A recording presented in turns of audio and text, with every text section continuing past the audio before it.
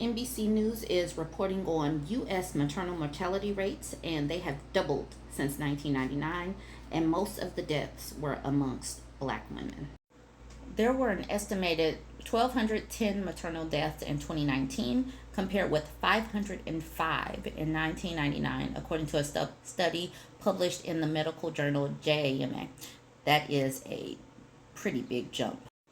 The number of deaths per 100,000 live births rose from 12.7 to 32.2 overall, from 14 to 49.2 among American Indians and Alaskan Natives, and 26.7 to 55.4 among blacks.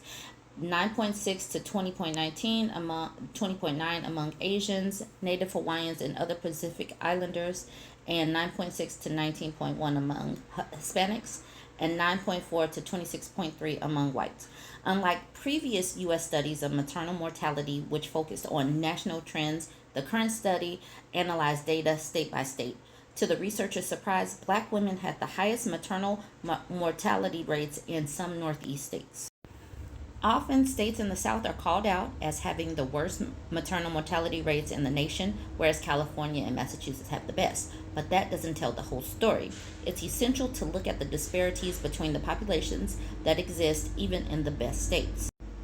Southern states had high maternal mortality across all race and ethnicity groups, but especially for black individuals, while the Midwest and Great Plains states had the highest rates for American Indian and Alaskan Native women.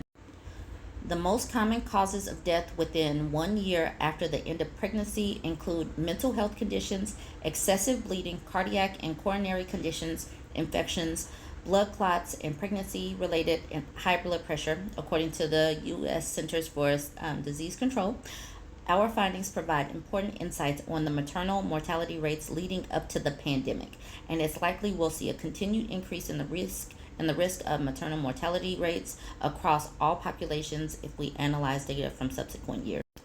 Black women would likely still have the highest rate, but there may be a higher uptick in some of the other groups in the last few years. Now, like this article said, this is from pre-pandemic. This is also overturning of Roe versus Wade.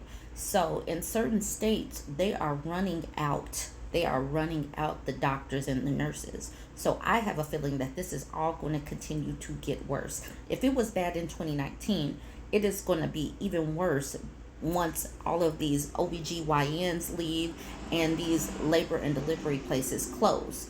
You guys can jump in and tell me what you think. Like, comment, share.